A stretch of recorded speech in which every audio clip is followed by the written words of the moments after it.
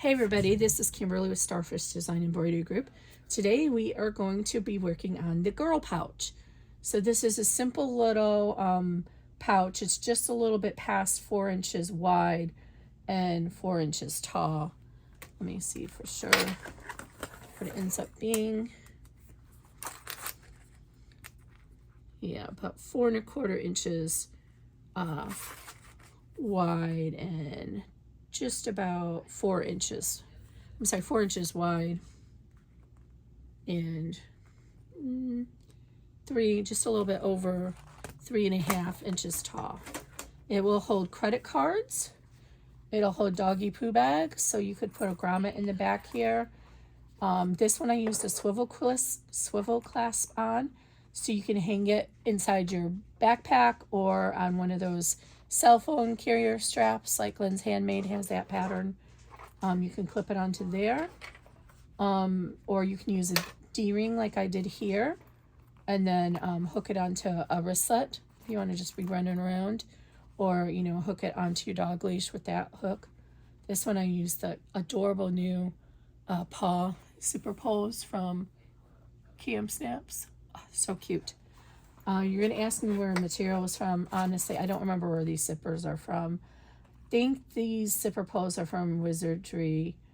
This vinyl here, the Pretty Girl vinyl, is from Backstitch, but they are shutting down their vinyl empire. So this is rainbow glitter from my punk embroidery. It just worked out perfect. I don't remember where I got the zipper tape, but lots of vendors have this kind of zipper tape now. And yeah, it would have been nicer to have a rainbow swivel clasp, but I couldn't find one. And the thread on both is the neon blue from Wizardry Stitchery, Geeky Hardware. I just love all the neon colors. They just make me so happy. So I ended up using it, not directly, I didn't plan it this way, but I ended up using the same zipper and thread on both of them, and it worked out perfect. Okay guys, I'm sorry, I didn't tell you the most important part. This is an online pouch. So when you look inside, you will see the raw edges, your zipper, all that kind of stuff. So this is meant for online materials only. It's not lined. So you need something that's raw edge and that has a good enough backing that it'll be okay to have stuff coming in and out of it all the time. So like a very lightweight flannel backing is fine, but you don't want those really heavy flannel backings, like almost looks like tablecloth material. That will get really fuzzy really fast. So this is cork, and of course this is all vinyl. I don't remember where I got the cork from either. I'll have to, if you really need to know, I can Google in my receipts and see if I can remember where I got it from. But my son will probably take this one and use it for his money in his backpack, because he's always losing it and he loves dogs. So yeah, I was going to name it Bailey because that's her name, but I already have a bag in the works named Bailey. So we're just going to call it Girl. Hey, Girl. That's what I always say to her. I'm like, come here, Girl. So she goes by both names. All right, guys. So let's go ahead and get everything prepared according to the PDF, and I'll meet you back here to start sewing. Hi, everybody. This is Kimberly with Starfish Design Embroidery. I am working on my new little online pouch called Girl. I named this after my Bailey girl, our dog. And also my son could use a change pouch. So I thought, well, I need to come up with something. I have lots of small pouches, but I haven't done any singlets that are unlined. So this one is going to be unlined. So it'll be a really quick, fast hit. And if you use a lobster clasp on it instead of a D-ring, you can add it to those cell phone straps that are real popular right now. Lynn's Handmade has I think it's a free pattern for a sewing version of it, how to use, seatbelt webbing and sew with your machine, that kind of thing. So let's get started. First of all, I want to talk about material. So there's a lot of really popular thick materials that have like that very heavy flannel backing. I would discourage away from using that because it tends to have a lot of residue, and it just accumulates lint and stuff. This has got a little bit of one, but it's not as bad. You can kind of see the ridges in it, but I'm using this anyway. So same here. This one's a little bit better. But it just think of your purpose though, so you realize it may get some lint and stuff in there. Whereas this selection, this is one of the crocodiles from My Punk Embroidery, is better selection because it's smooth. The marine vinyl, the promos, that kind of thing is going to be more ideal. But I want the pretty stuff, and I have this backstitch vinyl, which they're going out of business, so glad I got this when I did. And then I'm using this rainbow glitter, which I'm not sure if she still sells, if Amy still has this on the site, but I thought it would be a great accompaniment, because if I would have used more of this material, I would have had ladies on the top with their heads cut off. So I said, oh, let's do it this way. Okay, so this is, the cutting instructions will be in the PDF. So this is going to be for our back, this is the bottom, and this is the top. And this is a front zipper bag, meaning the zipper is going to be right here, and you'll have a little border up here versus the top zippers, which the zipper is there. You're going to need a number 3 or number 5 zipper and zipper pull. You can use a finished zipper, that's fine. This pattern will work with either one. And then, like I said, you'll need either a D-ring or a lobster clasp to put on the hang of your bag. Totally optional. You can just make it a little wallet and leave it alone. So this will fit credit cards. It'll fit the doggy bag, so you could put a little grommet in it and put your doggy bags in it, hang it on their leash, and so on and so forth. Okay, let's see. Make sure my camera's not falling down. Okay, so I've gone ahead and got my Color Stop 1 installed, and you'll see here that there's 3 lines here for the zipper. This, my stitching for some reason came out, so I just drew this line in. But there's 3 lines, and we're going to line our number 5 zipper up with the middle line. So the 2 outer lines will be if you use a number 3 zipper. If you use a number 3 zipper, you'll just center it between those 2 lines. If you're using a number 5 zipper, you're going to look for the back of the zipper. There's actually a little line there, if you can see it, that is formed from the negative space when the zipper opens. So with this one, you just want to kind of fold this up and line that line up with that middle line. And then tape, tape, tape. If you followed me for long, you know I'm a big believer in tape. I should mention I have tearaway hooped here. This bag is perfectly fine for tearaway. And then what I like to do is line up my zipper on this end and then overlap it by about 1/4 of an inch, because that's going to be our seam allowance. Ideally, we don't want to have to cut this off when we're done, because it'll be harder to burn the edges. And then I just kind of anchor it down here like that with a piece of tape. And then, oh, I wanted to show you guys this too. This is it's REIDEA. REIDEA, maybe? It's electric, and you charge it with there, and then what it does is burns your edges for your zipper tape. It's pretty powerful, but it'll burn your edges. And I'm going to be careful because I had a hard time getting my zipper pull on, so I ended up having to spread it apart. And this just charges.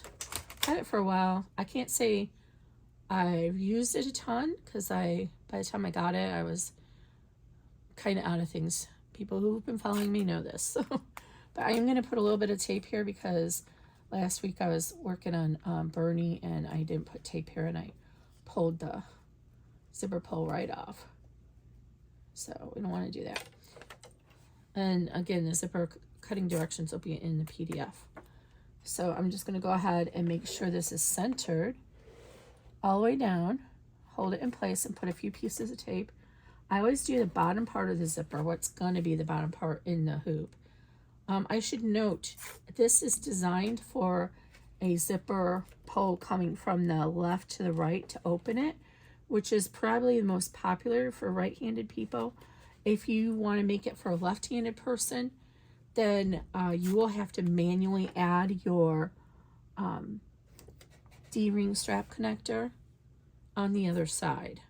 It's fine if you want to position the zipper pull on the other side, but you'll need to put your D-ring strap connector here before you stitch the backing on it. I'm going to tape that little hoop down so it doesn't fly around. I had the most adorable skater, little skate pole, and I could not get it on here at all. I should mention I'm using my smallest tube on my Janome, but the Janome smallest tube is 140 by 140. You will need, this will not fit in a 4x4. You will need at least, it'll be 5 1/4 inches wide by 4 inches tall. So you'll need at least a 5x7, unless you have a Janome and you have this small hoop like me. Okay, I'm gonna go ahead and stitch the next stop, color stop 2, and tack this down to hold it in place, and I'll be right back. Okay, so we're all stitched down, and what we're going to do next is go to the back of the hoop and trim out the extra stabilizer behind the zipper. You can do that later, but this is a very simple bag. There's not going to be a lot of weight on it when you're stitching it, so it's okay to do it now so you'll have a cleaner finish, because remember, this is an unlined bag, so you're going to see the finishes inside, or the, I should say the unfinishes inside. So you want it to be as clean as you can get it.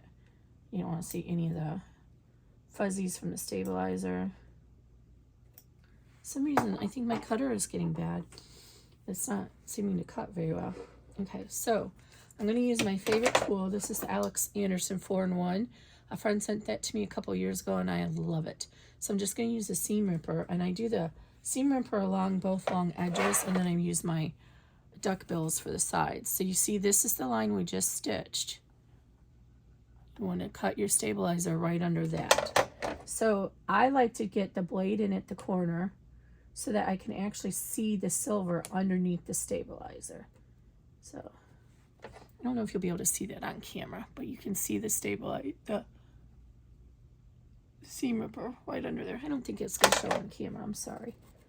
But that's how I like to do it. That way I know I'm not cutting into my zipper. And I'm going to do the other side. Same thing. I'm going to hold this piece to give some tension to it so I get a cleaner cut. And if you have a sharp enough seam ripper or scissors, it'll just glide right along that. But don't cut into your zipper, because that would be a waste of materials. All right, and then I like to go ahead and get my duck bill to do the corners. That way I know I'm not cutting into my zipper, because it gives a little bit of a buffer there with those duck bills. All right, let's just throw that away. Okay, oh, I put it away. I was going to snap these little threads real quick.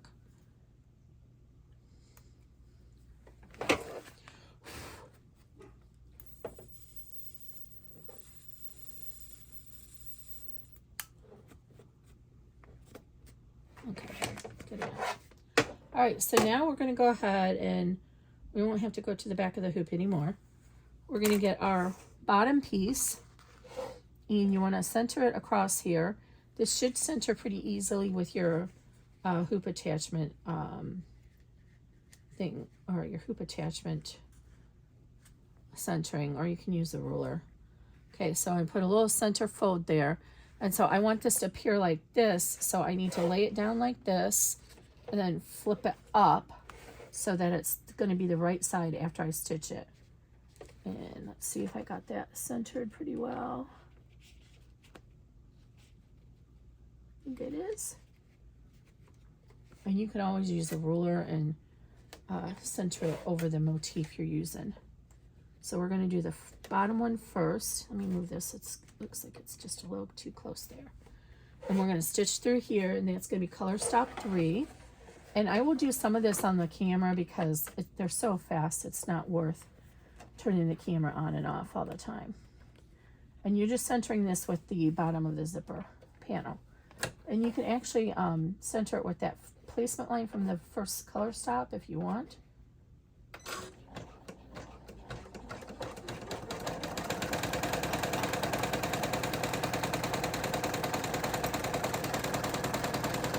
So I should mention that I like to do stitch and flip bags, even the unlined bags. I just prefer the look of it and the structure you get from the fold from stitching it twice. But I know a lot of people like to do the raw edge thing. I'll show you that in a second here. Let's fold this down. And then a boning tool is very helpful, but I can't find mine right now. So just fold this down and tape it as well as you can. Oh, look at that. I got the B almost perfect. Could have maybe used a little bit more of a 1/4 inch at the top, but that's okay. Okay, so I stitched it. Now I'm flipping it down. So it's flipped down, and then we're going to top stitch it. But some people like to do the raw edge thing, where they just line the raw edge up to the zipper. And it looks really cute if you like use a specialty pinking shear. And in that case, you would just kind of butt it up to the zipper, about, you know, leaving like 1/8 of an inch. I don't prefer that method because I think it's hard to get it even across. But I digitize this so that if you use that method, you can use the tack down and the top stitch on here. They're the same length and they'll look okay together. I noticed over time a lot of my customers were doing that, and I usually use a smaller stitch for the construction step. And let me go ahead and do number 4 while we're chatting. I usually use a smaller stitch for the construction, just like you would do in sewing. And so it kind of looked a little wonky when they would do both stitches. And I just don't feel it's secure enough with just one line of stitching. Because this doesn't only just serve as to hold your panel to the zipper, it reinforces the zipper itself in the bag.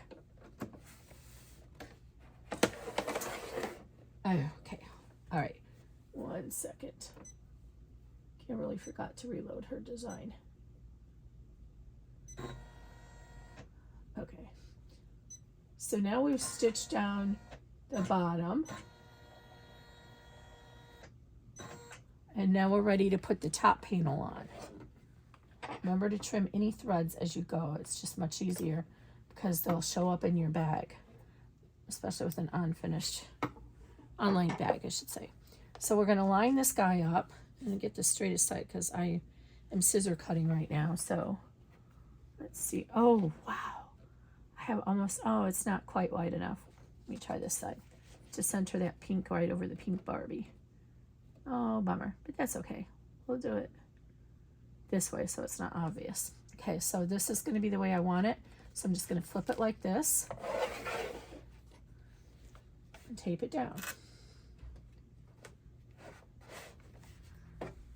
I use a lot of tape because I see a lot of people who get a needle through their finger because they reach in because something starts to go off kilter, and they reach in with their finger to move it or adjust it, and the needle goes right in. And that's very expensive repair in these United States. All right. And we're going to run step 5, which is going to tack down the top panel.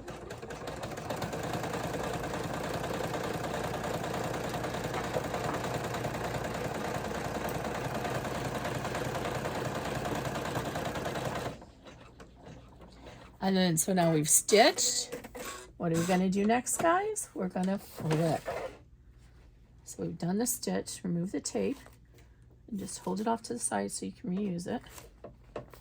And now we're going to flip it up, finger press it, and then we're going to top stitch it. And we are already up to step 6. Can you believe that? There's only 10 steps in this bag. And I forgot to mention at the beginning, always make sure whatever the number of steps that shows on your machine matches what I have in the PDF. And also, if you're on a multi-needle machine and you're new to in the hoop embroidery, realize that you need to put a manual color stop in for each step. The colors designate a change in what you're doing on the machine. So you're going to do something after that step. You use whatever colors match your material. But on a multi-needle machine, you have, you know, anywhere from 6 to 15 needles. It'll just keep going and going. So you have to manually put in the stops.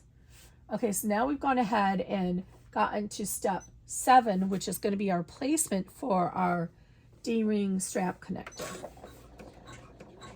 I make everything different colors so you can omit steps if you want and not waste thread. Okay. So it'll be hard to see, but there is a tiny little tick there where you can center up your strap connector. So I'm going to go ahead and put my strap connector in here. I use the pinking scissors to give a pretty little edge. I'm trying to see which, when you do that, it doesn't always line up evenly. I want to see which edge looks the prettiest when I'm going to have it down. So this one. So I'm going to put this face down, and you want it at least a 1/4 inch over there. I cut mine a little short because it's such a small bag. I didn't want all that overhang, so I cut it about 2 1/4 inches long. I normally recommend 3 inches, and then just trim over a 1/2 inch. Okay, so we're going to do that, and then we're going to run step 8, which is going to tack down that little D-ring strap connector. And yes, I really need the rainbow one, but I'm still working through getting all my supplies put away in the new sewing setup. Okay, so you have to be careful on your machine if you, when it moves, so that it doesn't accidentally run into and damage your hardware. So we can take this off now. I'm just gonna put it on this D-ring, or the strap, or the lobster clasp. Oh, my thread is not cutting well. I wonder if there's a way to just get it sharpened, because I replaced that when I bought this machine. I bought it used and the cutter didn't work. It may just be this thread. I've never had this issue with this thread before though. This is wizardry thread. I don't know why it's doing it on this spool. Okay, anyway. So now we're ready to open our zipper and put our backing on. Did I miss one? I sure did.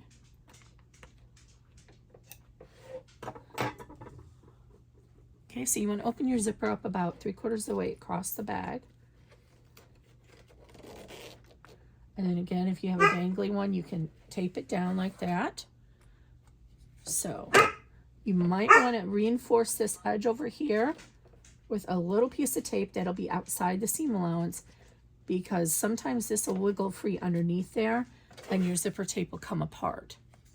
Okay, so now we're ready to lay our back on, and make sure you have it the right direction because they're very similar sized.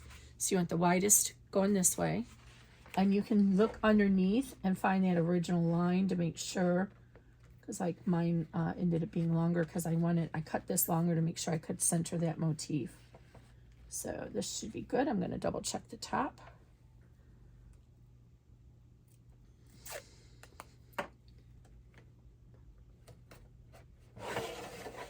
Okay, so I'm going to pull this up, fold this back, make sure it's covering it. Yep, it is. Yours probably will match a little better if you follow the cutting instructions, but I wanted to get that motif centered, so I cut mine a little long just to make sure I didn't cut it off. And we're going to tape all the way around these corners. Now I'm going to do the next step offline because it takes a few minutes. And what we're going to do is we're going to stitch all the way around here our final seam, and it's going to come across around twice. And then we'll come back and we'll finish up the bag together. Okay, so we're all finished. Machine is going to tell you that there's a step 10 right here, but do not stitch that out. That step is basically just to prevent your machine from coming back to the center and getting stuck on the zipper pole and the lobster clasp, D-ring, all that good stuff. So we don't want that to happen and ruin your bag after you did all this work on it. Well, I mean, this one's a small one, but still, these are materials, and like this backstitch material is really expensive. The vinyl, I don't remember, I think it was like $26 a roll, and I really was chagrined about cutting into it because since they went out of their closing shop, I know these things are going to go for a lot of money. But anyway, I had to. It's just too cute. Okay, so go ahead and unhoop it. And since everything was on the top, we didn't need to check the back and make sure everything looked good. We just needed to do the top. And then we're going to go ahead and tear away, or cut away if you used cutaway, but get rid of all the extra stabilizer. Don't mind me and my reacher thing. This desk is actually too deep for me, so that's how I have to do things.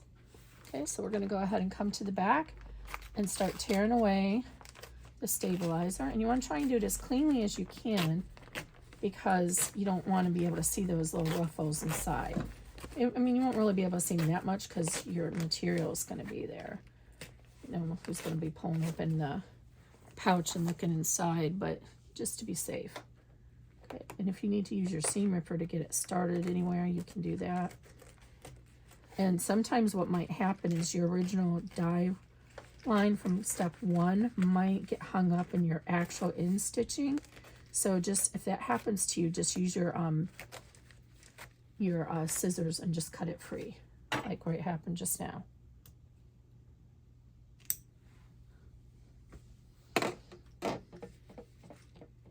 Something seems to be a little bit off on my tension. I'm gonna have to check this out.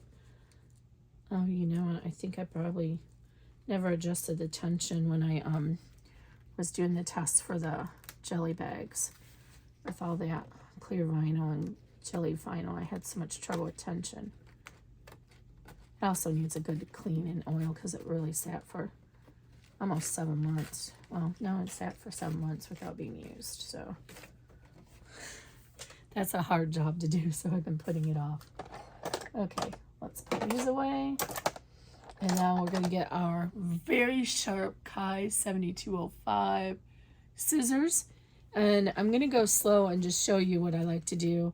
There's a big chunk of vinyl here. You can use these pieces for strap connectors. So I like to just cut off flat when I have a excess like that and just save these pieces. This is too little, but this is big enough. But it's up to you how much scraps you save. Okay, so what I want to show you is, let me go ahead and trim this out. I am going to have to reburn that zipper. I placed it just a little bit too far over this stitch. Okay, so but what I like to do with the corners is I don't like to cut them straight off like that. Like most people, I like to taper it. So I taper in them from one side and then I come in at the corner and taper it that way. I just find you get more bulk release from that, and it makes the corner come out a little bit better. I think you can see that, right? Yep. So we'll do that all the way around. Trim to 1/4 inch seam allowance, and then trim your corners like I showed you.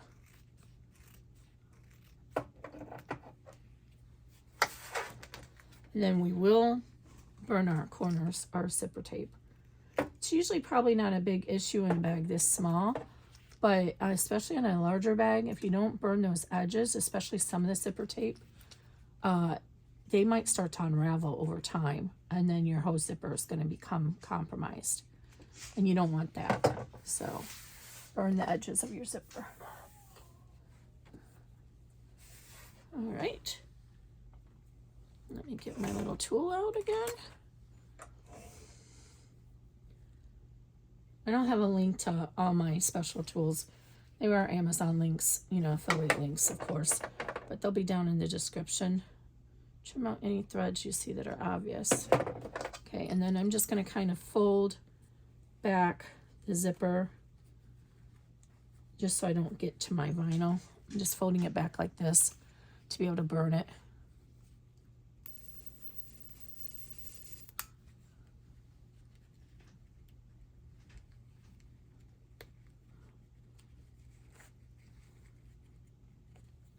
And you are using vinyl, so it's not going to be the end of the world if you do get the vinyl singed a little bit. But just rub it along here. Remember to turn it off so your battery doesn't go bad.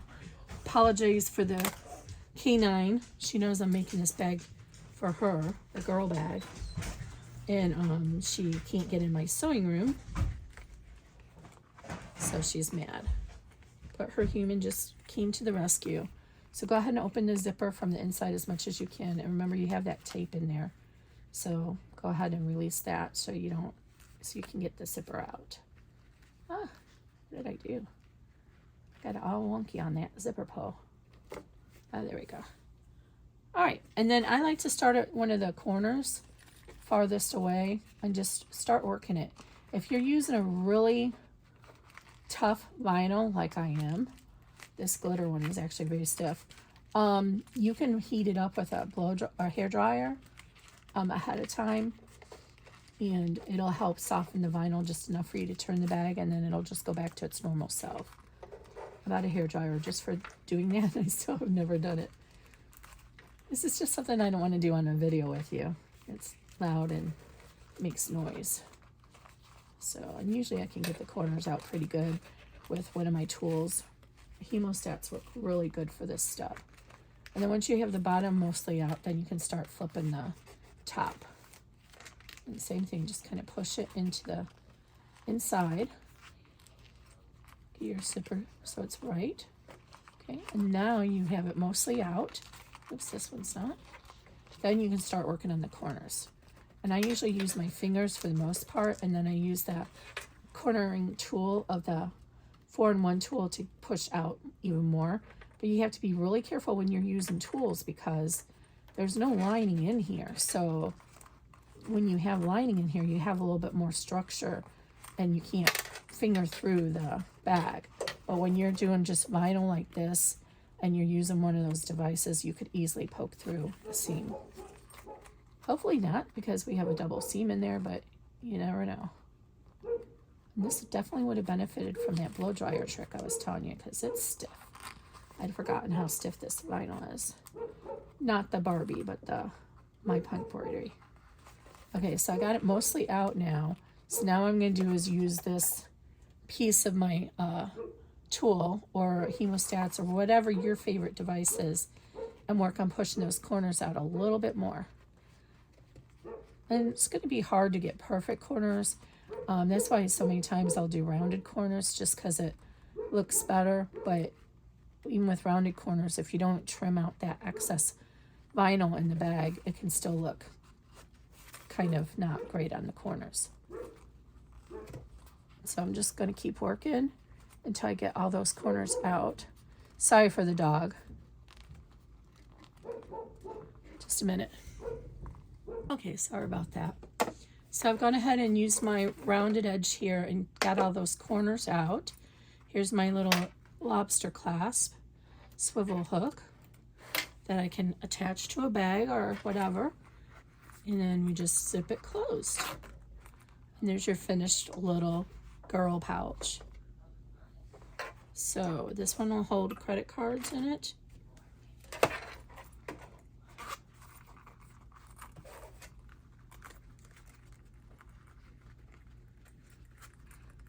Probably shouldn't put a whole pile in at one time. It'll hold the credit cards in there. And then you can put your poo bags, doggy poo bags in here.